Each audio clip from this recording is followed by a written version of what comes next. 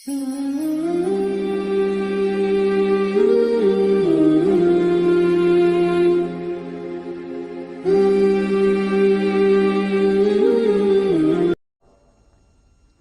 للہ وکفی والصلاة والسلام علی عباده الذین اصطفی،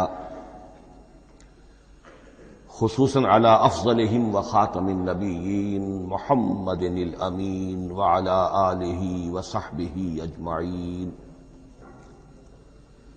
اما بعد فقد قال اللہ تبارک وتعالی کما ورد فی سورۃ الزخرف: اعوذ باللہ من الشیطان الرجیم، بسم اللہ الرحمن الرحیم. حامیم والکتاب المبین انا جعلناہ قرآنا عربیا لعلکم تعقلون وإنہ فی ام الکتاب لدینا لعلی حکیم. وقال تبارک وتعالی کما ورد فی سورۃ الواقعہ: فلا اقسم بمواقع النجوم وإنہ لقسم لو تعلمون عظیم انہ لقرآن کریم فی کتاب مکنون لا یمسہ الا المطہرون تنزیل من رب العالمین. وقال عز وجل کما ورد فی آخر سورۃ الفجر: بل هو قرآن مجید فی لوح محفوظ. صدق اللہ العظیم. رب اشرح لی صدری ویسر لی امری واحلل عقدۃ من لسانی یفقہوا قولی. اللہم ربنا الہمنا رشدنا واعذنا من شرور انفسنا. اللہم ارنا الحق حقا وارزقنا اتباعہ وارنا الباطل باطلا وارزقنا اجتنابہ. اللہم ارحمنا بالقرآن العظیم واجعلہ لنا اماما ونورا وہدی ورحمہ. اللہم ذکرنا منہ ما نسینا وعلمنا منہ ما جہلنا وارزقنا تلاوتہ آناء اللیل وآناء النہار واجعلہ لنا حجتا یا رب العالمین. آمین.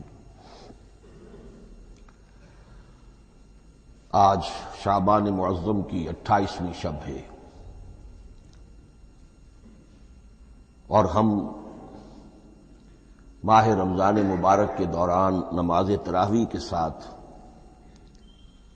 دورہ ترجمہ قرآن کی تمہید کے طور پر آج اور کل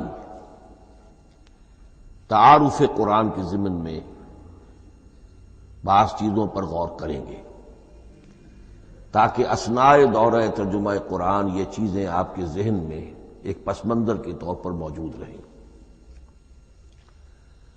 رمضان مبارک میں نماز تراویح کے ساتھ دورہ ترجمہ قرآن کا جو سلسلہ ہم نے شروع کیا،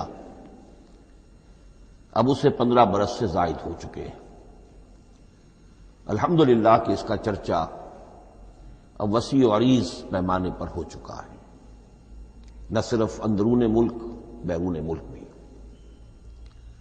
اس دوران میں خود میں نے جہاں تک مجھے یاد پڑتا ہے کم سے کم 6 مرتبہ دورہ ترجمہ قرآن کی تکمیل کی سعادت حاصل کی ہے. 2 مرتبہ اس سے قبل کراچی میں، 3 مرتبہ لاہور میں، 1 مرتبہ ملتان میں، 1 مرتبہ ابوظہبی میں. اور اس سال جو میں اپنی اب ضعیفی اور اپنے علالت کے باوجود یہ ہمت کر رہا ہوں، اس کا ایک خاص سبب ہے، اور وہ یہ کہ اللہ کے فضل و کرم سے بعض صورتیں ایسی پیدا ہوئیں کہ کیبل ٹی وی پر میرے ان دروس قرآن یا دورہ ترجمہ قرآن کے کیسٹ دکھائے گئے بھارت میں، اور وہیں سے یہ درخواست بھی موصول ہوئی کہ ہم چاہتے ہیں کہ اسے سیٹلائٹ پر ٹیلی کاسٹ کرائیں، لیکن اس کے لیے اس کی جو ریکارڈنگ ہے اس کا معیار بہتر ہونا چاہیے. تو اس ضرورت کو پورا کرنے کے لیے میں یہ ہمت کر رہا ہوں. اگرچہ اب جو بھی عمر کی سطح ہے، ومن نعمرہ ننکسہ فی الخلق، میری یادداشت بھی اتنی شارپ نہیں رہی ہے جتنے پہلی تھی، استحضار جو کراس ریفرنسز کا ہے وہ بھی اب اتنا نہیں ہے جتنا کہ پہلے تھا، اور کبھی کبھی میری زبان لڑکھڑاتی بھی ہے۔ ان تمام معذوریوں کے باوجود اس ایک اہم ضرورت کے تحت میں نے یہ ارادہ کیا۔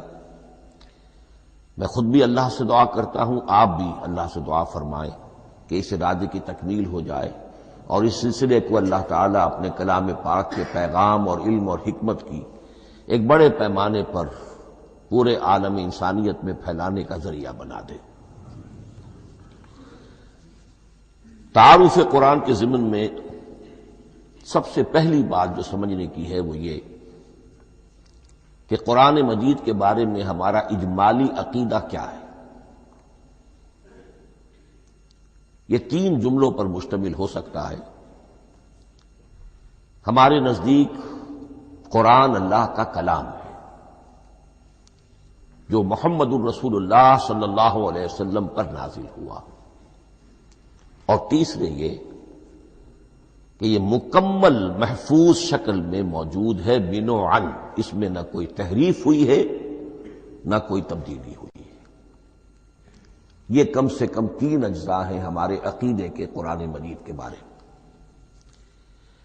لیکن اب اس کی کچھ علمی توضیحات۔ سب سے پہلے یہ کہ کلام ہونا، اس کا اللہ کا کلام ہونا،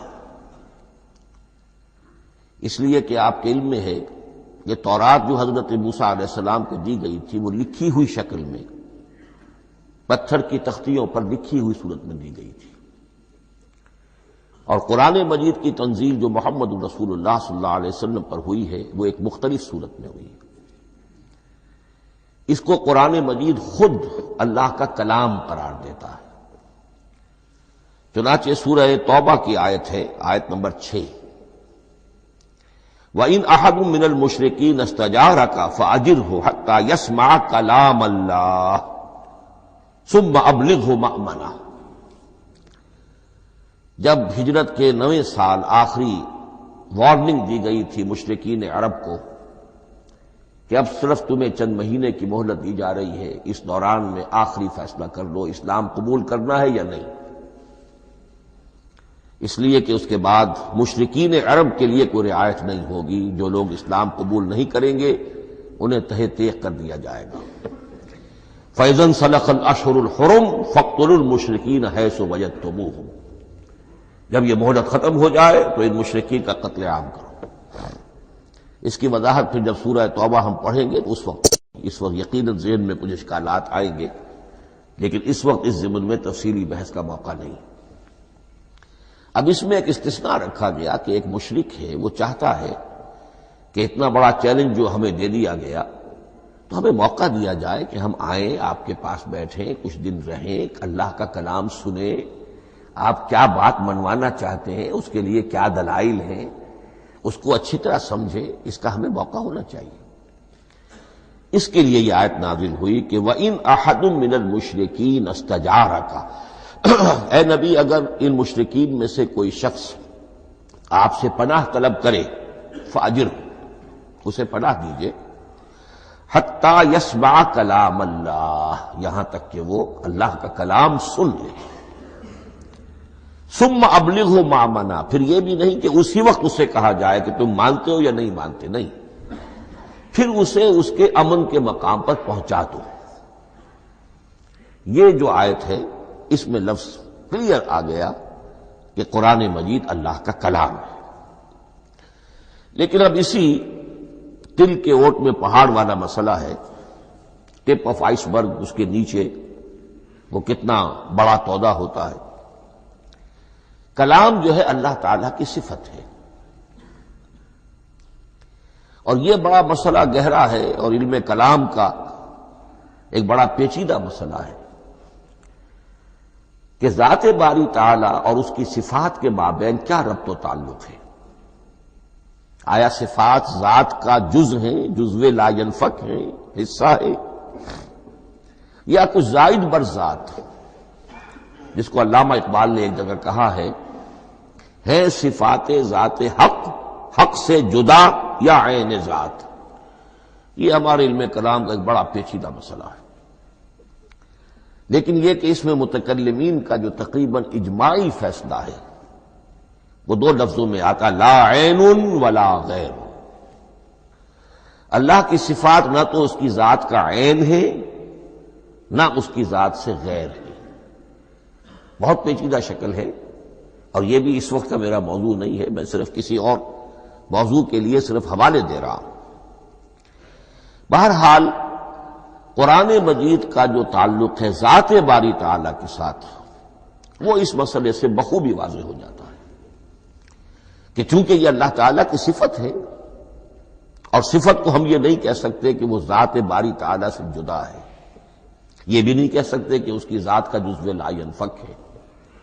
کچھ اسی طرح کا تعلق ہے قرآن مجید کا ذات باری تعالیٰ کے ساتھ، لیکن یہ مسئلہ قرآن مجید میں خود بیان ہوا،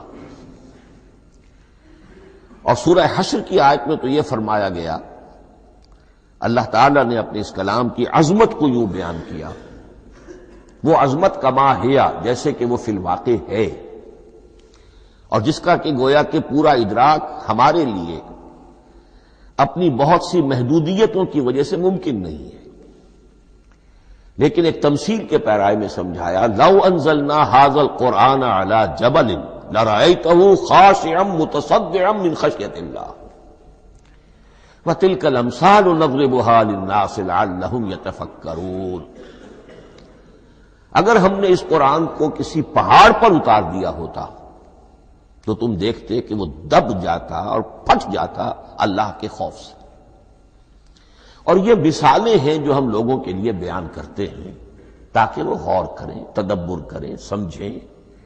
ما لا یدرک کلہ لا یترک کلہ، اگرچہ بتمام و کمال عظمت قرآن کا فہم ان کے لیے ممکن نہیں ہے، لیکن کسی درجے میں تو کچھ انعکاس اس کا ہو جائے، کچھ اندازہ ہو جائے، انسان اپنی ذہنی سطح کے اعتبار سے اس کی مناسبت سے کسی درجے میں عظمت قرآن کا اندازہ کر لے، تو اللہ تعالیٰ کے ان الفاظ کو سامنے رکھے کہ لو انزلنا ھذا القرآن علی جبل لرأیتہ خاشعا متصدعا من خشیۃ اللہ۔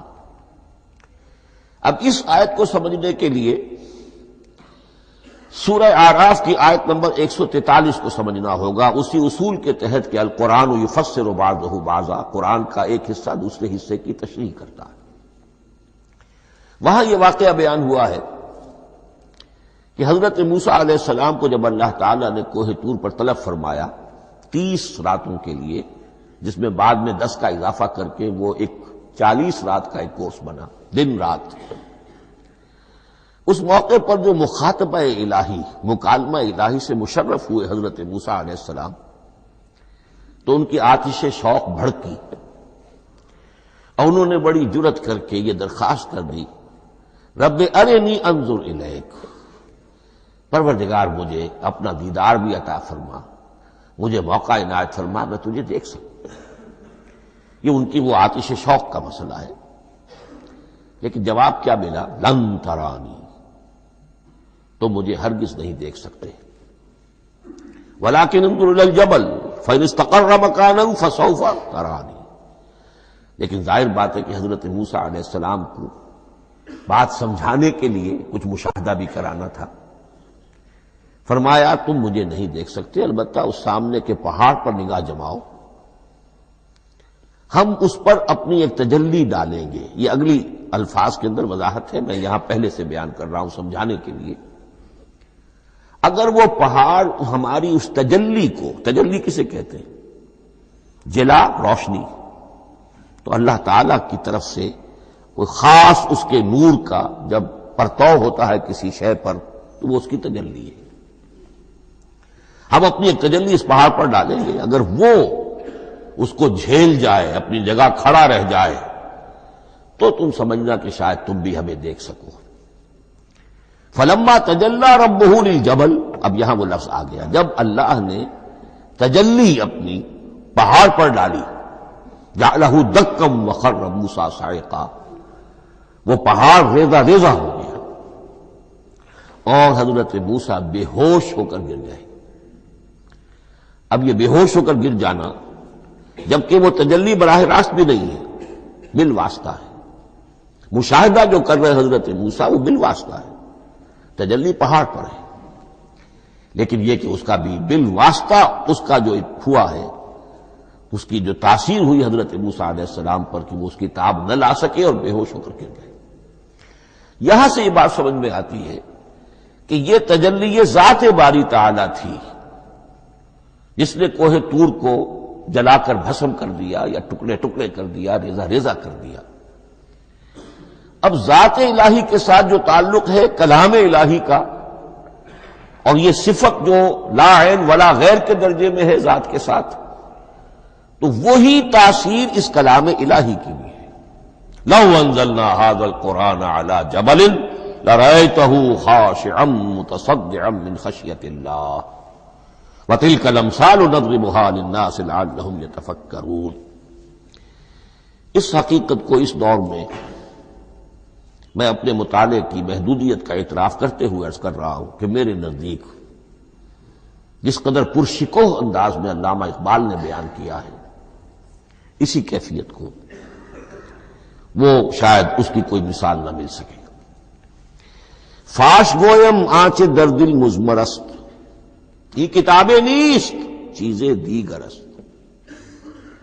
میں صاف ہی کہہ دیتا ہوں جو میرے دل میں چھپی ہوئی بات ہے۔ فاش گویم آنچ در دل مزمرست، یہ کتابیں نیست، اس قرآن کو کتاب نہ سمجھنا، یہ کچھ اور شے ہے، چیزیں دیگر است۔ اب وہ چیزیں دیگر کیا ہے؟ وہی جو میں نے عرض کیا، ذات باری تعالی اور کلام کا صفت باری تعالی ہونا، اس کے بنا پر جو مناسبت ہے، جو قرب ہے، جو مشابہت ہے۔ مثل حق پنہاؤ ہم پیداستو، زندہ و پائندہ و گویاستو۔ اس کلام میں اللہ تعالی کی ساری صفات کا انعکاس موجود ہے۔ یہ بات ویسے بھی سمجھ میں آتی ہے، کوئی شخص ذرا گفتگو کرے، چند جملے جب وہ ادا کرے گا اپنی زبان سے تو معلوم ہو جائے گا کہ اس کے فہم کا، اس کی دانش کا، اس کے مطالعے کا حدود اربع کیا ہے اور اس کے ذہن کی سطح کیا، سمجھ میں آ جائے گی بات۔ اس لیے کہ کلام جو ہے وہ متکلم کی پوری شخصیت کی عکاسی کر رہا ہوتا۔ تانت بازی راگ پایا، چند جملے کسی نے کہا، پتہ چل گیا کہ یہ کس سطح کے آدمی ہے، علمی اعتبار سے، معلوماتی اعتبار سے، تہذیبی اعتبار سے، کلچرڈ ہیں یا نہیں ہیں، یہ ساری باتیں چند جملوں میں واضح ہو جائیں گی۔ تو اللہ تعالیٰ کی بھی جملہ صفات کا عکس اس قرآن میں موجود ہے۔ ان میں سے جن چند چیزوں کا ذکر علامہ نے شعر میں کیا، وہ جو سورہ حدید کی آیت ہے، هو الاول والآخر والظاہر والباطن، اللہ الظاہر بھی ہے الباطن بھی ہے، اتنا ظاہر کہ اس سے زیادہ ظاہر کوئی شے نہیں اور اتنا باطن کہ اس سے زیادہ چھپی ہوئی کوئی شے نہیں۔ اسی لیے حضور سے جو منقول ہیں الفاظ کہ پروردگار انت الظاہر فلیس فوقک شیء وانت الباطن فلیس دونک شیء، یہی کیفیت قرآن کی ہے۔ مثل حق پنہاں ہم پیداستو، پنہاں بھی ہے ظاہر بھی ہے، جیسے ذات باری تعالی اور جیسے اللہ تعالی کی شان ہے جو آیت الکرسی کے شروع میں آئی، الحی القیوم۔ مثل حق پنہاؤ ہم پیداستو، زندہ ہو پائندہ ہو گویاستو۔ یہ قرآن جو ہے اللہ تعالی کی صفات کا ایک عکس اپنے اندر رکھتا ہے۔ اس سے ذرا آگے چلیے، کلام کے بارے میں۔ اب کلام الہی ظاہر بات ہے کہ صفت ہے اور صفت قدیم ہے، اللہ کی صفات حادث نہیں ہے، اللہ کی ذات بھی قدیم ہمیشہ سے ہے اور اس کی صفات بھی قدیم ہمیشہ سے۔ اور یہ جو کلام الہی ہے، ظاہر بات ہے کہ یہ جو ہماری زبان کے حروف و اصوات ہیں، کلام الہی تو ان سے منزہ ہے، مبرہ ہے، ماورا ہے، اعلیٰ ہے، عرفہ ہے۔ ہماری زبانوں کے حروف و اصوات، الفابیٹس جگہ جگہ تبدیل ہو جائیں گے، انگریزی کے کچھ اور ہیں، اردو کے کچھ اور ہیں، عربی کے کچھ اور ہیں۔ کلام الہی ان تمام سے آگاہ، عرفہ، منزہ اور مبرہ ہے۔ یہ کلام الہی جب بھی نازل ہوا ہے، ظاہر بات ہے حضرت موسیٰ پر اگر کتاب اتاری گئی وہ بھی علم الہی سے آئی، لیکن وہ عبرانی زبان میں آئی۔ حضرت عیسیٰ علیہ السلام پر انجیل اتاری گئی، ہم یقین سے نہیں کہہ سکتے، دو میں سے کسی ایک زبان میں اتاری گئی ہوگی، یا عبرانی ہوگی، اس لیے کہ شام کے جس علاقے میں، فلسطین کے جس علاقے میں ان کی پیدائش ہوئی اور جہاں وہ دعوت و تبلیغ کے لیے گھومتے رہے، اس کے عوام کی زبان تھی آرامی اور خواص کی زبان تھی عبرانی، ہیبریو۔ تو یا تو وہ بھی تورات کی طرح عبرانی ہی میں نازل ہوئی تھی یا آرامی میں ہوگی، لیکن اب کوئی نسخہ نہ ہیبریو کا، کوئی قدیم نسخہ دنیا میں موجود ہے، نہ آرامی کا۔ جو سب سے پرانا نسخہ ملتا ہے انجیل کا وہ اس کا ترجمہ ہے، لیٹن زبان کا ترجمہ ہے یا گریک ترجمہ ہے، اصل کوئی نہیں۔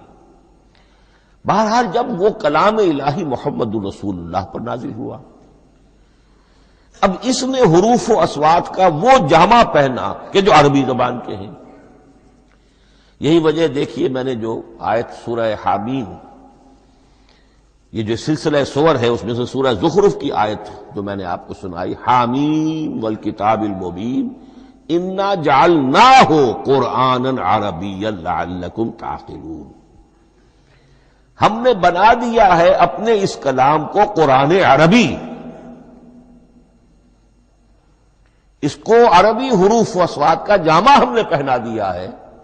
انا جعلناہ قرآنا عربیا لعلکم تعقلون، کہ چونکہ مخاطب اول جو قوم تھی امیین، ان کی زبان عربی تھی، لعلکم تعقلون، تاکہ تم اس کو سمجھ سکو۔ اب اس سے آگے چلیے،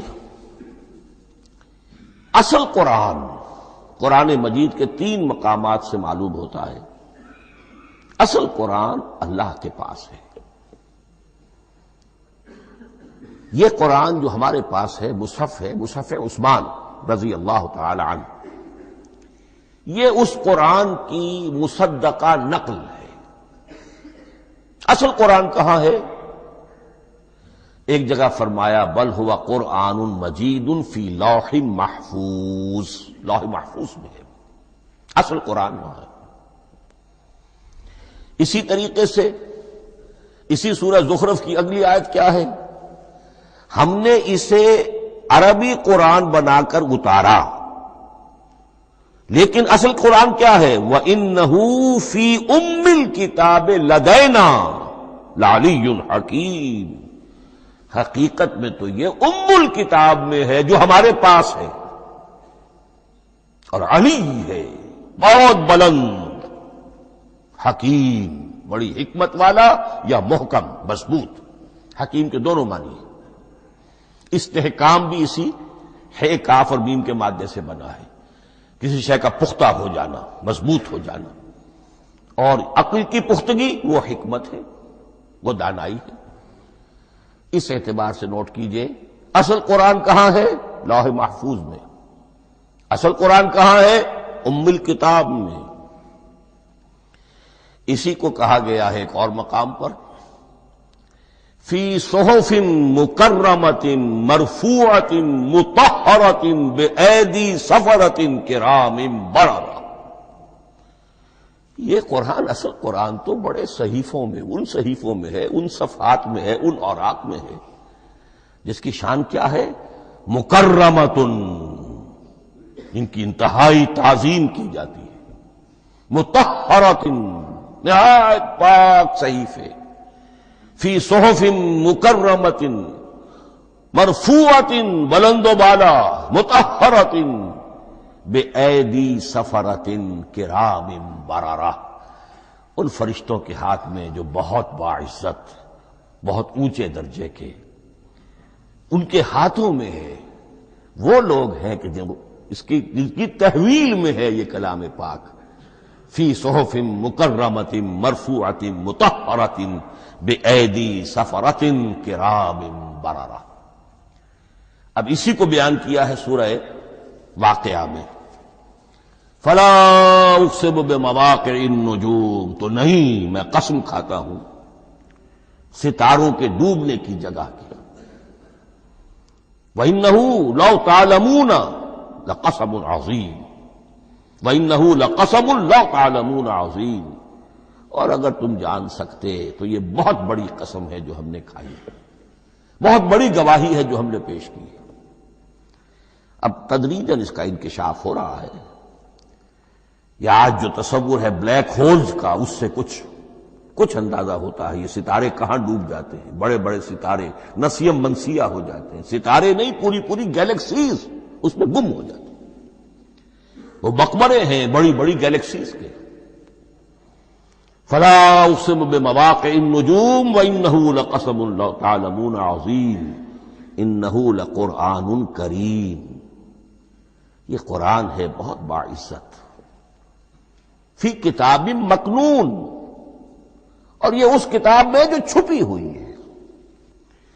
یہ لؤلؤ مکنون کا لفظ آتا ہے قرآن مجید میں، جیسے موتی ہوتے ہیں انہیں چھپا کر رکھا جاتا ہے ڈبیوں میں، مخملی ڈبیوں کے اندر موتیوں کو، اسی طریقے سے فی کتاب مکنون، لا یمسہ الا المطہرون، وہ صحیفے بھی بہت مطہرہ تھے اور ان کو چھو نہیں سکتے مگر وہی جو انتہائی پاک ہیں، ملائکہ مقربین، جن کے قریب سے بھی ہو کر معصیت یا گناہ کا کوئی تصور تک نہیں گزر سکتا، وہ ہیں جو اس کو چھوتے ہیں، ان کے ہاتھوں میں ہے، ان کی تحویل میں ہے۔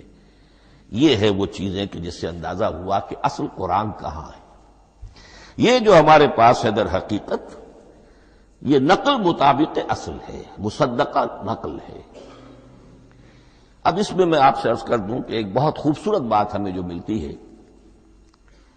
تورات میں جو استثناء، جو صفر استثناء ہے ڈیوٹرانومی، اس کے 18ویں باب میں 18ویں اور 19ویں آیات جو ہیں اس میں ذکر موجود ہے، میں ان کے لیے انہی کے بھائیوں میں سے تیری مانند ایک نبی برپا کروں گا۔ اللہ تعالیٰ کلام فرما رہے ہیں یہاں حضرت موسیٰ علیہ السلام سے، آج بھی موجود ہے اولڈ ٹیسٹمنٹ، ڈیوٹرانومی یا کتاب استثناء، صفر استثناء، اس کا 18واں باب، اس کی 18ویں اور 19ویں آیات، جب چاہیں جا کر دیکھیں۔ میں ان کے لیے ان کے بھائیوں ہی میں سے تیری مانند ایک رسول اٹھاؤں گا، میں ان کے لیے انہی کے بھائیوں میں سے تیری مانند ایک نبی برپا کروں گا اور اپنا کلام اس کے منہ میں ڈالوں گا، اور جو کچھ میں اس سے کہوں گا وہی وہ ان سے کہے گا۔ یہ ہے جو پیشین گوئی ہے محمد الرسول اللہ صلی اللہ علیہ وسلم کی۔ اور یہاں وہ فرق واضح کر دیا گیا، اے موسیٰ تم سے تو یا تو ہم نے کلام کیا ہے یا تمہیں جو کتاب دی ہے وہ لکھی ہوئی دی ہے، لیکن جو نبی تیری ہی مانند میں برپا کروں گا۔ اب اس میں بھی نوٹ کرنے کی بات ہے کہ حضرت موسیٰ کے مشابہ نبی اکرم صلی اللہ علیہ وسلم کے سوا کوئی نبی نہیں۔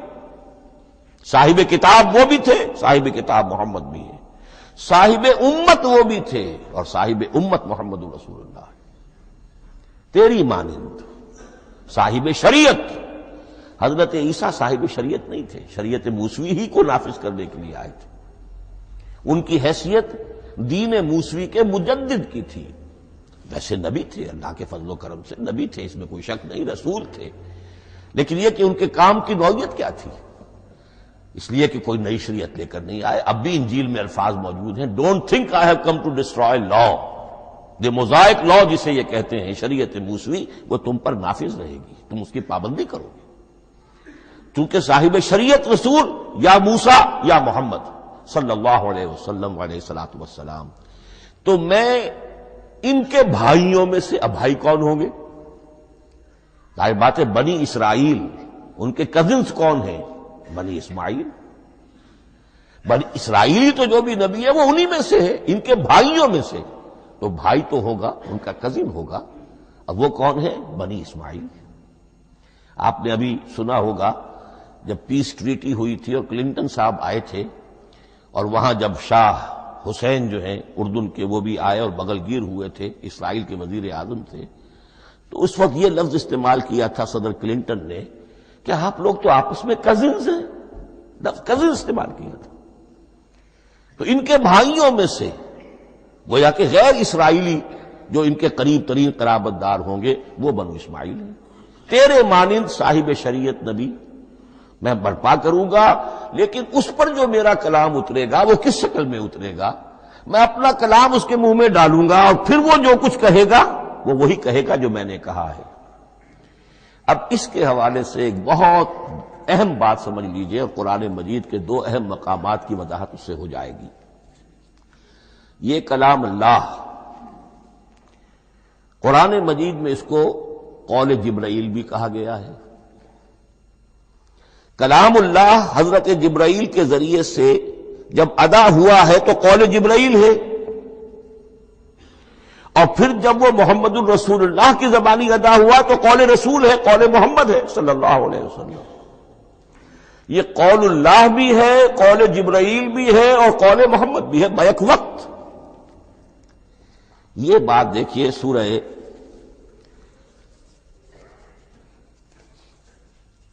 اذا السماء انفجرت، اس میں یہ سورت جو الفاظ آئے ہیں انہ لقول رسول کریم، سورت تکویر اذا الشمس کورت، انہ لقول رسول کریم ذی قوت عند ذی العرش مکین مطاع ثم امین وما صاحبکم بمجنون. یہ یہاں پر حضرت جبرائیل کا ذکر ہو رہا ہے. وما ہوا بقول شیطان الرجیم، محمد تک اس قرآن کو لانے والا تو وہ بلند پائے کا فرشتہ ہے، یہ کوئی شیطان رجیم نہیں ہے. اس لیے کہ مکے والوں نے کہہ دیا تھا ہو سکتا ہے کوئی بدروح آئی ہو محمد پر اور اس بدروح نے کوئی الٹی سیدھی بات سکھا دی ہو. نہیں، انہ لقول رسول کریم، یہاں رسول کریم کون ہے؟ حضرت جبرائیل. انہ لقول رسول کریم ذی قوت عند ذی العرش مکین، بڑی قوت والا اور جس کا بڑا اونچا مقام اور مرتبہ ہے عرش والے کے قریب. ذی قوت عند ذی العرش مکین مطاع ثم امین، وہ فرشتوں کے مطاع ہیں، فرشتے ان کی اطاعت کرتے ہیں، فرشتوں کے سردار ہیں، اور پھر ساتھ ہی پورے امین ہیں. جبرائیل امین یہ ہم لفظ استعمال کرتے ہیں. اور اس کے بعد آگے جا کے فرمایا وما ہوا بقول شیطان الرجیم، یہ کسی شیطان رجیم کا قول نہیں ہے. اب یہاں اس سورہ تکویر میں قرآن کو قول جبرائیل قرار دیا گیا. لیکن سورۃ الحاقہ میں چلیے، اس کے آخر میں آتا ہے انہ لقول رسول کریم وما ہوا بقول شاعر قلیلا ما تؤمنون ولا بقول کاہن قلیلا ما تذکرون تنزیل من رب العالمین. یہاں اب رسول کریم سے مراد محمد الرسول اللہ صلی اللہ علیہ وسلم. یہ کسی شاعر کا قول نہیں ہے، کسی کاہن کا قول نہیں ہے، یعنی جس کے زبانی یہ قرآن لوگوں کے سامنے آ رہا ہے. جبرائیل کا قول ہو کر تو محمد پر نازل ہوا صلی اللہ علیہ وسلم، لیکن اب لوگوں کے سامنے وہ قول محمد بن کر آ رہا. انہ لقول رسول کریم وما ہوا بقول شاعر قلیلا ما تؤمنون ولا بقول کاہن قلیلا ما تذکرون تنزیل من رب العالمین. تو قرآن مجید کلام اللہ ہے، پھر وہ قول جبرائیل بنا جب جبرائیل نے آ کر محمد کو سنایا، اور پھر وہ قول محمد بنا جب محمد کی زبان مبارک سے لوگوں نے اسے سنا، اہل عرب نے سنا، اور پھر وہ بات پھیلتی چلی گئی. اب آخری بحث اس موضوع پر جو ہے وہ یہ ہے، کلام الہی کی 3 صورتیں ہیں جو قرآن مجید میں سورہ شورى کی آیت نمبر 51 میں بیان ہوئی ہے. وما كان لبشر ان يكلمه اللہ، کسی بشر، کسی انسان کی یہ حیثیت نہیں ہے، مقام نہیں ہے کہ اللہ اس سے کلام کرے. یہ نہیں کہا کہ اللہ کے لیے ممکن نہیں ہے، نہیں، اللہ کے لیے تو ہر شے ممکن ہے، لیکن کسی بشر کا یہ مقام نہیں ہے کہ اللہ اس سے کلام کرے. مخلوق ہے، بشر ہے. ما کان لبشر ان یکلمہ اللہ الا اب 3 شکلیں آئیں، الا وحیا او من وراء حجاب او یرسل رسولا فیوحی باذنہ ما یشاء انہ علی حکیم. تین صورتیں ہیں کلام الہی کی. یا تو براہ راست اللہ وحی کرتا ہے بغیر کسی فرشتے کی درمیان میں ذریعہ بنائے ہوئے، اسی کا نام الہام ہے، اسی کا نام تحدیث ہے. یہ غیر نبی کے ساتھ بھی ہوتا ہے. حضور نے فرمایا ہر نبی کی امت میں محدث ہوتے تھے جن سے اللہ کلام کرتا تھا، اور میری امت کا محدث عمر ہے رضی اللہ تعالی عنہ. محدث نہیں، محدث کے معنی ہے علم حدیث کا ماہر. امام بخاری محدث ہیں، امام مسلم محدث ہیں. محدث تحدیث سے مفعول بنا جس سے بات کی جاتی ہے. محدث اللہ بات کرتا ہے، اللہ دل میں ڈال دیتا ہے، القاء ہو جاتا ہے، الہام ہو جاتا ہے، کوئی فرشتہ درمیان میں نہیں، براہ راست. دوسری شکل کلام کی کیا ہے؟ او من ورائے حجاب. یہ ہمارے علم کی حد تک صرف حضرت موسیٰ علیہ السلام کی شان ہے، استثنائی شان ہے. وَكَلَّمَ اللَّهُ مُوسَىٰ تَكْلِيمًا. اور موسیٰ کے ساتھ تو اللہ نے کلام فرمایا جیسے کہ کلام کیا جاتا ہے. فرق کیا تھا؟ من ورائے حجاب، پردہ تھا، دیکھ نہیں سکتے تھے. تبھی تو ان کی وہ آتشی شوق بھڑکی تھی. کیا قیامت ہے کہ چلمن سے لگے بیٹھے ہیں، صاف چھٹتے بھی نہیں، سامنے آتے بھی نہیں. کلام بھی فرما رہے ہیں لیکن یہ کہ بات مجھے دیدار عطا کرنے کے لیے تیار نہیں. رب ارنی انظر الیک. لیکن یہ جو کلام ہے ہمارے علم کی حد تک براہ راست اس دنیا میں حضور سے ہوا ہے معراج کی شب، لیکن وہ 7ویں آسمان پر ہوا. اس دنیا میں ہمارے علم کی حد تک یہ کلام براہ راست من ورائے حجاب صرف حضرت موسیٰ علیہ السلام کی استثنائی شان ہے. اور تیسرا ہے او یرسل رسولا فیوحی باذنہ ما یشاء. یا تیسری صورت یہ کہ اللہ کسی پیغامبر کو بھیجتا ہے جو وحی کرتا ہے جو اللہ چاہتا ہے. یہ تیسری شکل ہے وحی کی. قرآن مجید اس تیسری شکل میں نازل ہوا ہے محمد الرسول اللہ صلی اللہ علیہ وسلم پر. حضور کو جو الہام ہو جاتے تھے، جو حضور کو القاء ہو جاتا تھا، جو آپ کے دل میں براہ راست اللہ کی طرف سے وحی آتی تھی، وہ قرآن میں شامل نہیں ہے. اگرچہ حضور کے خواب بھی سچے تھے، وہ بھی اللہ کی طرف سے ہوتے تھے، شیطان کی آمیزش نہیں ہو سکتی تھی، لیکن یہ بھی قرآن میں شامل نہیں ہے. قرآن میں شامل ہے تیسری قسم کی وحی، او یرسل رسولا، پھر ہم بھیجتے ہیں ایک پیغامبر کو فرشتوں میں سے. اللہ یستفی من الملائکۃ رسلا ومن الناس. اللہ چن لیتا ہے فرشتوں میں سے بھی اپنا پیغامبر اور انسانوں میں سے بھی. تو فرشتے کے ذریعے سے ایک فرشتہ جو اللہ سے لیتا ہے اور انسان رسول انسان تک پہنچا دیتا ہے. اب وہ رسول انسان، رسول بشر جو ہے وہ اپنے ہم نوع ہم جنس لوگوں کو پہنچاتا ہے. تو اللہ یستفی من الملائکۃ رسلا ومن الناس. یہاں وہی بات فرمائی او یرسل رسولا فیوحی باذنہ ما یشاء. پھر وہ وحی کرتا ہے اللہ کے حکم سے جو اللہ چاہتا ہے. یہ کلام الہی کی یہ تیسری شکل ہے جو محمد الرسول اللہ صلی اللہ علیہ وسلم پر نازل ہوا، اور وہ ہے قرآن حکیم. اب ایک اور بحث جو علمی ہے وہ یہ ہے کہ حضور پر جو اس کا نزول ہوا اس کی کیفیات کیا تھی. دو الفاظ استعمال ہوتے ہیں، انزال بھی اور تنزیل بھی. ان دونوں میں فرق کیا ہے اس کو نوٹ کر لینا چاہیے. لغوی اعتبار سے جان لینا چاہیے. نزل ینزل، کسی کا خود اترنا، نازل ہونا، اترنا. انزل ینزل، دفعتن اتار دینا، کسی اور نے کسی شے کو دفعتن نیچے اتار دیا. یہی مفہوم نزلہ کے ساتھ بے لگ جائے تو آ جاتا ہے، با کے ساتھ نزلہ بہی، یہ اتارنے کے مفہوم میں آئے گا. لفظی ترجمہ یہ بھی کر سکتے وہ اترا اس شے کے ساتھ.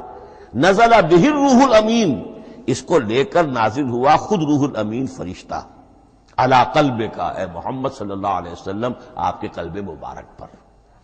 تو نزلہ بے اور انزال اس کے معنی ایک ہی ہے، لیکن اگلا لفظ ہے تنزیل، نزل ینزل تنزیلا، اس کے معنی ہے رفتہ رفتہ، تدریجن، نجمن نجمن، تھوڑا تھوڑا کر کے وقفے وقفے سے اتارنا۔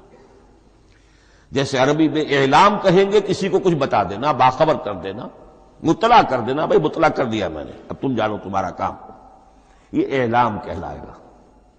تعلیم کسے کہتے ہیں؟ سکھانا، درجہ بدرجہ، دیکھنا اس کی استعداد کیا ہے، آج یہ کیا بات سمجھ سکتا ہے، میں اتنے ہی درجے تک سمجھاؤں، اب کل میں اسے مزید سمجھاؤں گا، پرسوں مزید سمجھاؤں گا، یہ درجہ بدرجہ کسی شے کو سمجھانا، یہ تعلیم ہے۔ تو انزل ینزل انزالا، یہ ہے اتار دینا دفعتاً، اور نزل ینزل تنزیلا، یہ ہے تدریجاً اتارنا۔ اب قرآن مجید کے لیے یہ دونوں الفاظ مستعمل ہیں، لیلۃ القدر اور لیلۃ المبارکہ۔ اب یہ دو بھی نوٹ کر لیجئے، قرآن مجید میں چونکہ اہم مضامین کم سے کم دو جگہ پر ضرور آتے ہیں۔ انا انزلناہ فی لیلۃ القدر، یہاں انزلنا ہے، نزلنا نہیں ہے، انزلنا ہے، ہم نے اتارا اس کو لیلۃ القدر میں۔ اور باقی صورت تو آپ کو یاد ہوگی، وما ادراک ما لیلۃ القدر، لیلۃ القدر خیر من الف شہر، تنزل الملائکۃ والروح فیہا باذن ربہم من کل امر، سلام ہی حتی مطلع الفجر۔ لیکن یہ اہم مضمون قرآن مجید میں دوسری جگہ بھی ہے، سورہ دخان کے شروع میں فرمایا حامیم والکتاب المبین انا انزلناہ فی لیلۃ مبارکۃ انا کنا منذرین فیہا یفرق کل امر حکیم امرا من عندنا انا کنا مرسلین رحمتا من ربک انہ هو السمیع العلیم۔ یہ لیلۃ المبارکہ ہے، ایک ہی ہے، لیلۃ القدر اور لیلۃ المبارکہ، ان دونوں کے لیے وہی انزلنا کا لفظ آیا۔ لیکن یہ کہ سابقہ کتابوں کے اعتبار سے قرآن مجید کا فرق واضح کیا گیا ہے، مثلا سورہ نساء کی آیت نمبر 136 بہت نمایاں ہے، بہت نمایاں۔ وہاں فرمایا گیا یا ایھا الذین آمنوا آمنوا باللہ ورسولہ والکتاب الذی نزل علی رسولہ والکتاب الذی انزل من قبل۔ اے ایمان کے دعوے دارو، حقیقتاً ایمان لاؤ، ایسے ایمان لاؤ جیسے ایمان لانے کا حق ہے، اللہ پر بھی اور اس کے رسول پر بھی، اور اس کتاب پر بھی جو اللہ نے اپنے رسول پر نازل فرمائی، اور اس کتاب پر بھی جو اللہ نے پہلے نازل فرمائی۔ لیکن نازل کے لیے یہاں آیا حضور کے لیے والکتاب الذی نزل علی رسول، تنزیل کی شکل میں، اور تورات کے لیے والکتاب الذی انزل من قبل، وہ تو دفعۃ واحدا لکھی ہوئی تختیوں کی شکل میں حضرت موسیٰ علیہ السلام کو دے دی گئی تھی۔ تو یا ایھا الذین آمنوا آمنوا باللہ ورسولہ والکتاب الذی نزل علی رسولہ والکتاب الذی انزل من قبل۔ یہ جو تنزیل ہوئی ہے حضور پر، یعنی لیلۃ القدر میں جو رمضان مبارک میں ہے، پورا قرآن لوح محفوظ سے، کتاب مکنون سے، ام الکتاب سے نقل کر کے اتار دیا گیا سمائے دنیا تک۔ پہلا آسمان جسے ہم کہتے ہیں سمائے دنیا، وہ آسمان جو قریب ترین ہے دنیا کے، وہاں سے اب یہ درجہ بدرجہ، تھوڑا تھوڑا، چند آیتیں، چند سورتیں، پھر آیتیں، پھر سورتیں، یہ نازل ہوا محمد الرسول اللہ صلی اللہ علیہ وسلم پر۔ گویا کہ پہلا مرحلہ انزال کا ہے، پورا قرآن لوح محفوظ یا کتاب مکنون یا ام الکتاب سے نقل کر کے اتار دیا گیا سمائے دنیا تک۔ یہ ہے انزل ینزل انزالا، انا انزلناہ فی لیلۃ القدر انا انزلناہ فی لیلۃ مبارکہ۔ لیکن محمد الرسول اللہ پر یہ نازل ہوا اب تھوڑا تھوڑا، نجمن نجمن، درجہ بدرجہ، تدریجن، یہ ہے تنزیل۔ اس تنزیل کی حکمت قرآن مجید میں بیان ہوئی ہے، اور اس اعتبار سے کہ اہل عرب نے، اہل مکہ نے اعتراض کیا تھا کہ یہ پورا قرآن کیوں نہیں محمد ایک ہی مرتبہ پیش کر دیتے صلی اللہ علیہ وسلم۔ اس میں جو چیز مضمر تھی وہ یہ تھی کہ چونکہ یہ حقیقت میں اللہ کا کلام نہیں ہے، یہ محمد کا اپنا کلام ہے، تو کوئی شاعر دنیا میں ایسا نہیں ہے جو ایک دم اپنا پورا دیوان دے دے. وہ تو ساری عمر میں تھوڑا تھوڑا، آج غزل کہی، کل قصیدہ کہا، پرسوں کچھ اور کہا، پھر وہ جمع ہوتا ہے تو وہ دیوان بنتا ہے. اسی طریقے سے تو یہ کر رہے ہیں. اگر یہ اللہ کا کلام ہوتا تو بیک وقت آ جاتا. یہ تو ذرا محنت کرتے ہیں، کچھ اس کے اندر اس کو اپنی محنت سے کوشش کر کے کچھ موضوع کرتے ہیں، کلمات، الفاظ، اور اس طریقے سے رفتہ رفتہ لے کر آ رہے ہیں. اس لیے ان کا اعتراض نقل ہوا ہے یہ وقال الذین کفروا لولا نزل علیہ القرآن جملۃ واحدۃ. انہوں نے کیوں نہیں اترا یہ قرآن پورا کا پورا ایک ہی بار؟ یہ اعتراض تھا. اس اعتراض کے جو جوابات دیے گئے ہیں وہ نوٹ کیجئے کہ لوگوں کے حق میں یہ مفید ہے، یہ پورے قرآن کا تحمل ایک وقت میں کر نہیں سکتے. یہ پورا قرآن تو ایک ہی مرتبہ اگر پہاڑ پر بھی اتار دیا جاتا تو وہ پھٹ جاتا، دب جاتا. وَقُرْآنًا فَرَقْنَاهُ لِتَقْرَأَهُ عَلَى النَّاسِ عَلَى مُكْثٍ وَنَزَّلْنَاهُ تَنزِيلًا. سورہ بنی اسرائیل آیت 106. یہ وہ قرآن ہے جس نے ہم نے جس کو ٹکڑے ٹکڑے کر کے فرق نہ ہو، فرق توڑ دینا، تھوڑا تھوڑا کر کے ہم نے کر دیا. لِتَقْرَأَهُ عَلَى النَّاسِ عَلَى مُكْثٍ، تاکہ آپ اسے پڑھ کر سنائے لوگوں کو وقفے وقفے سے، تاکہ وہ سہار سکیں، سنبھال سکیں، برداشت کر سکیں. وَنَزَّلْنَاهُ تَنزِيلًا، اسی وجہ سے ہم نے اسے نازل کیا ہے بطرز تنزیل، بطرز انزال نہیں، بطرز تنزیل. وَقُرْآنًا فَرَقْنَاهُ لِتَقْرَأَهُ عَلَى النَّاسِ عَلَى مُكْثٍ وَنَزَّلْنَاهُ تَنزِيلًا. ایک حکمت تو ہو گئی عوام کے لیے، ایک حکمت خود رسول کے لیے صلی اللہ علیہ وسلم. كَذَلِكَ لِنُثَبِّتَ بِهِ فُؤَادَكَ وَرَتَّلْنَاهُ تَرْتِيلًا. اب ذرا نوٹ کیجئے، قلب محمدی کے لیے بھی اس پورے کلام کا ایک دم سہار آسان کام نہیں تھا. یہ اس لیے، یہ اسی سورہ الفرقان کی جو آیت کا میں نے ایک حصہ آپ کو سنا دیا تھا، اسی کے اندر اس کا جواب آیا ہے. اسی آیت میں، آیت نمبر 32 ہے یہ سورہ فرقان کی. وقال الذین کفروا لولا نزل علیہ القرآن جملۃ واحدۃ. یہ اعتراض ہے. جواب کیا ہے؟ کذالک لنثبت بہ فؤادک. ہم نے یہ اس لیے کیا ہے نبی کہ اس کے ذریعے سے آپ کے دل کو ٹھہراؤ اور جماؤ عطا کریں. یہ ایک دم اس کا اتر جانا، انا سنلقی علیک قولا ثقیلا، بڑا بھاری بوجھ ہے، ناقابل برداشت ہے، تاکہ رفتہ رفتہ آپ کا دل، اس کے اندر تقویت بڑھتی چلی جائے، اس کے اندر اور اس کا تحمل جو ہے اس کی صلاحیت بڑھتی چلی جائے. کذالک لنثبت بہ فؤادک ورتلناہ ترتیلا. اسی لیے ہم نے تھوڑا تھوڑا کر کے نازل کیا ہے. ولا یاتونک بمثل الا جئناک بالحق واحسن تفسیرا. ساتھ ہی فرمایا کہ یہ لوگ جو بھی اعتراض کریں گے ہم اس کا جواب بھی اور بہترین تعویل بھی آپ کو دے دیں گے. اب اگلی بحث یہ ہے، یہ قرآن کب اور کہاں نازل ہوا. یہ عام معلوماتی شے ہے، اس میں کوئی پیچیدگی نہیں ہے، لیکن اس کی اہمیت ہے بہت ضروری ہے. وہ میں انشاءاللہ اگلی بحث میں جبکہ قرآن کے سمجھنے کے جو اصول ہیں ان کو بیان کروں گا تو وضاحت سے بات آئے گی. یہ کہ یہ عام معلوماتی ایک ہمارے ذہن میں خاکہ رہنا چاہیے، زمان و مکان کا کیا رشتہ ہے قرآن کے ساتھ. قرآن نازل کب ہوا؟ ہمارا چونکہ عام طور پر جو معمول ہے، ہم تو جو کرسچن ایرا ہے اس کے حوالے سے ہمارے ذہن کے اندر سارا حساب کتاب ہے، تو سن 610 عیسوی سے لے کر 632 عیسوی تک شمسی حساب سے 22 سالوں میں قرآن نازل ہوا. 571 حضور کی ولادت کا سال ہے، 571 عیسوی. 610 میں آپ 39 سال کے ہوئے، لیکن قمری حساب سے 40 کے ہو چکے. 610 میں قرآن کی تنزیل شروع ہوئی اور 632 میں آپ کا انتقال ہوا. 22 برس زمانی اعتبار سے نقشہ ذہن میں رکھیے. اور اسے ہم اگر دوسرے حساب سے کہیں گے تو عام الفیل، وہ جو ابرہہ آیا تھا بیت اللہ کو ڈھانے کے لیے، وہ سال عربوں میں بہت مشہور ہو گیا تھا اور وہی سال حضور کی ولادت کا ہے. تو عام الفیل ہی میں حضور کی ولادت ہوئی. لہذا 40 عام الفیل میں قرآن مجید کا نزول شروع ہوا اور 11 ہجری تک یہ 23 برس بنتے ہیں قمری حساب سے۔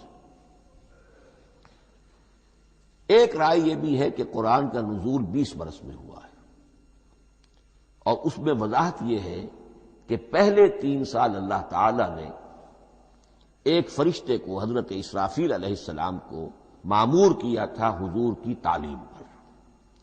دنیاوی اعتبار سے حضور نے کوئی تعلیم حاصل نہیں کی، آپ امی تھے، آپ نے دنیاوی اعتبار سے کسی کے سامنے زانو تلمس طے نہیں کیا، کہیں کوئی تعلیم حاصل نہیں کی، کہیں کوئی تحصیل علم نہیں کیا، لیکن اللہ تعالیٰ نے علمہ شدید القوا، اللہ تعالیٰ نے جو کچھ انہیں سکھایا ہے، جو علم انہیں عطا کیا ہے، تو ایک روایت یہ ہے کہ 3 برس تک، اور اس کے بعد پھر قرآن نازل ہونا شروع ہوا تو 20 برس تک قرآن نازل ہوا۔ لیکن وہ لوگ بھی مانتے ہیں کہ سورہ علق کی آیتیں نازل ہو چکی تھی، پھر 3 برس کا وقفہ ہے۔ سورہ علق کی آیتیں کیا ہے؟ جو پہلی وحی ہے، اقرا بسم ربک الذی خلق خلق الانسان من علق اقرا وربک الاکرم الذی علم بالقلم علم الانسان ما لم یعلم، گویا کہ بسم اللہ ہو رہی ہے محمد الرسول اللہ صلی اللہ علیہ وسلم کی تعلیم کی۔ اور جن گھرانوں میں یہ رواج ابھی تک چل رہا ہو، بسم اللہ بچوں کی کراتے ہیں، ایک تقریب کی شکل میں منعقد کرتے ہیں، ہمارے ہاں یہ رواج تھا، اب ہم چھوڑ چکے ہیں، کہ جو تقریب بھی حضور کی اور صحابہ کی زندگیوں سے ثابت نہ ہو، ہمیں کوشش کرنی چاہیے کہ ان تقریبات کا سلسلہ منقطع کریں۔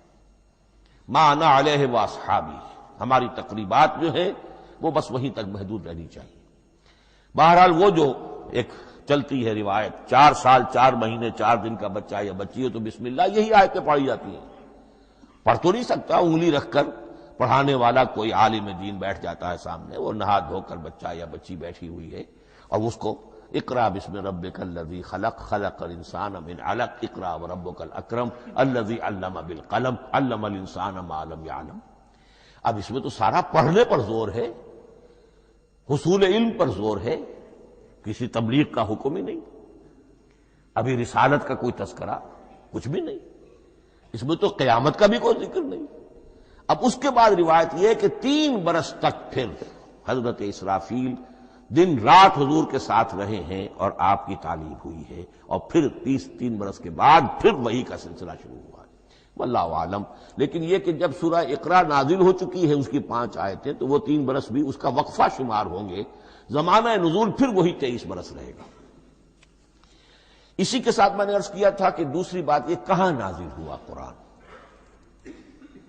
ایک لفظ میں تو یہ سمجھ لیجئے یہ حجاز میں نازل ہوا۔ حجاز جزیرہ نماء عرب کا ایک خاص حصہ ہے، پہاڑی سلسلہ، یوں سمجھ لیجئے، اس کو ذہن میں رکھیے۔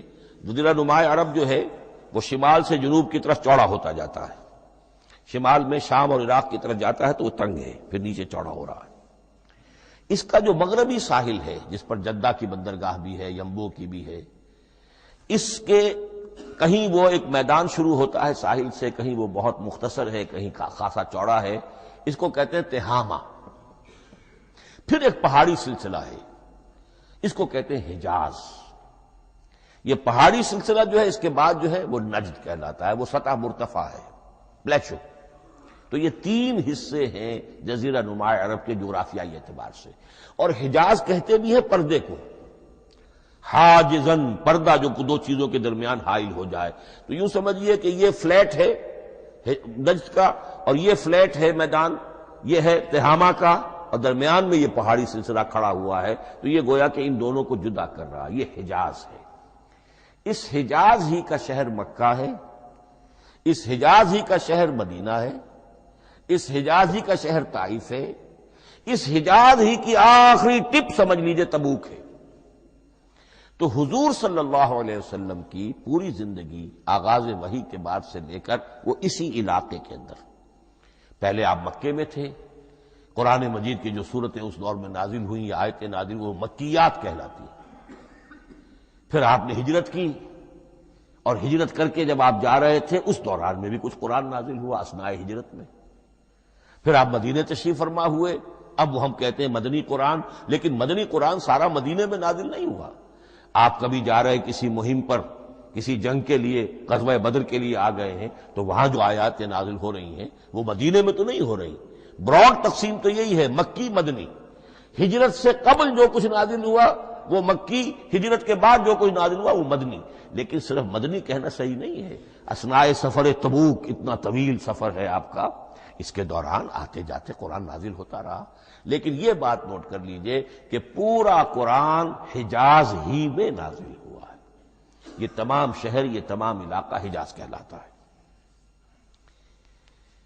ایک اور بحث جو ہم اسی اپنی پہلی نشست میں مکمل انشاءاللہ کر لیں گے، وہ ہے محفوظیت قرآن کی بحث. میں نے عرض کیا تھا کہ 3 چیزوں پر ہمارا عقیدہ مشتمل ہے. یہ اللہ کا کلام ہے، نمبر 1. نازل ہوا محمد الرسول اللہ پر صلی اللہ علیہ وسلم. اسی لیے ہم نے کلام سے متعلق کچھ مباحث علمی گہرائی میں اتر کر وہ سمجھے. حضور پر اس کے نزول، انزال اور تنزیل کے مختلف مراحل کو سمجھا. اب اس کی محفوظیت کے اعتبار سے واقعہ یہ ہے کہ واحد کتاب ہے پوری دنیا میں، واحد کتاب جس کے بارے میں دشمن بھی تسلیم کرتے ہیں، چاہے وہ اسے اللہ کا کلام نہ مانے، لیکن یہ مانتے ہیں کہ بعین ہی وہ شے جو محمد نے اپنی امت کو دی تھی آج بھی امت کے پاس صحیح موجود ہے. ظاہر بات ہے اگر تو اسے اللہ کا کلام مانے، وہی مانے، تب تو مسلمان ہی ہو گئے. وہ تو یہی کہتے ہیں کہ بہرحال محمد نے چاہے خود لکھا، تصنیف کیا، جو بھی کچھ کیا اس کو چھوڑ دیجئے، لیکن جو شے محمد نے اپنی امت کو دی تھی صلی اللہ علیہ وسلم بعین ہی وہ شے موجود ہے. تو یہ محفوظیت قرآن کی جو ہے، جبکہ کوئی اور دنیا کی کتاب اس کی مدعی ہی نہیں. تورات والوں کا سرے سے یہ دعویٰ ہی نہیں ہے. وہ تورات تو گم ہو گئی تھی نبوکدنضر کے حملے کے وقت، اس کے بعد سے دنیا میں تورات کا وجود نہیں ہے. اور پھر 100 برس کے بعد اپنی یادداشتوں سے مرتب کی ہے یہ تورات جو آج ہمارے سامنے ہے. انجیل کا جیسا کہ میں عرض کر چکا ہوں کوئی نسخہ جو ہے نہ عبرانی کا موجود ہے نہ آرامی زبان کا ہے. دنیا کی کوئی کتاب نہیں جو دعویٰ کر سکتی ہو. یہ قرآن جو شروع ہوتا ہے ذالک الکتاب لا ریب فیہ، یہ دعویٰ دنیا کی کسی اور کتاب نے خود کیا بھی نہیں. اس کی بھی جس قدر پرشکوہ الفاظ میں علامہ اقبال نے اس کی ترجمانی کی ہے انہی کا حصہ ہے. حرف اورا ریب نئے، تبدیل نئے، آیش شرمندہ تعویل نئے. اس قرآن کے کسی حرف میں کوئی تحریف ہو جانا نہیں، امکان ہی نہیں. قطعی طور پر کسی لفظ کا بدل دیا جانا نہیں. حرف اورا ریب نئے، تبدیل نئے، اس میں کسی کا شک پر مبنی ہونا نہیں. آیش شرمندہ تعویل نئے. اس کی آیت کوئی بھی ایسی نہیں جسے تروڑا مروڑا جا سکے. یہ اپنی حفاظت خود کرتی ہے. لا یاتیہ الباطل من بین یدیہ ولا من خلفہ، حامیم السجدہ کی آیت نمبر 42. اس پر باطل حملہ آور ہو ہی نہیں سکتا. انا نحن نزلنا الذکر وانا لہ لحافظون، ہم ہی نے یہ الذکر نازل کیا ہے اور ہم ہی اس کی حفاظت کرنے والے ہیں. جہاں تک پہلے ٹکڑے کا تعلق ہے اس آیت مبارکہ کا، اس میں تو تورات بھی آئے گی. تورات کس نے نازل کی؟ اللہ نے نازل کی. انجیل کس نے نازل کی؟ اللہ نے نازل کی. انا انزلنا التوراۃ فیہا ھدی ونور، یہ سورہ مائدہ میں الفاظ ہیں. انجیل کے بارے میں بھی ہم نے انجیل عطا کی عیسیٰ کو، فیہ ھدی ونور. لیکن یہ کہ انا نحن نزلنا الذکر، اس کو اس قدر تاکید کے ساتھ کہہ کر وانا لہ لحافظون، اور ہم ہی اس کے محافظ ہیں. لیکن اس موضوع پر اہم ترین مقام جو ہے قرآن مجید کا وہ سورہ قیامہ کی یہ آیات ہے. لا تحرک بہ لسانک لتعجل بہ. جب قرآن نازل ہوتا تھا حضور جلدی جلدی زبان کو حرکت دیتے تھے، یاد کر لیں، مبادا کہیں بھول جاؤ، مبادا کوئی لفظ جو ہے تبدیل ہو جائے. یہ مشقت جو آپ جھیل رہے تھے اس سے اللہ نے روک دیا از راہ شفقت اور محبت. لا تحرک بہ لسانک لتعجل بہ ان علینا جمعہ وقرآنہ، ہمارے ذمے ہے اس کو جمع کر دینا، آپ کے سینے میں جمع کر دیں گے اس کو. اور صرف جمع کرنا نہیں، قرآن ترتیب. قرآن ہوتا ہے پڑھا جاتا ترتیب سے. یعنی ترتیب نزولی، یہ بعد میں ہماری علیحدہ بحث بھی آئے گی کہ ترتیب نزولی اور ہے، ترتیب مصحف اور ہے، یہ ترتیب بھی ہم کروا دیں گے، یہ بھی ہمارے ذمہ ہے۔ ان علینا جمعہ وقرآنہ فاذا قرأناہ فاتبع قرآنہ، پھر جب ہم جس ترتیب سے پھر آپ کو پڑھائیں اسی ترتیب کی پیروی کیجیے۔ یہ جو ہے کہ قرآن کا جمع اور تدوین، یہ بھی اللہ تعالیٰ نے اس کی ضمانت لی، اور اس کی ترتیب بھی اللہ تعالیٰ ہی کی ضمانت سے ہے۔ اس اعتبار سے محفوظیت قرآن کے یہ دونوں پہلو ہمارے سامنے رہنے چاہیے۔ بارک اللہ لی ولکم فی القرآن العظیم ونفعنی وإیاکم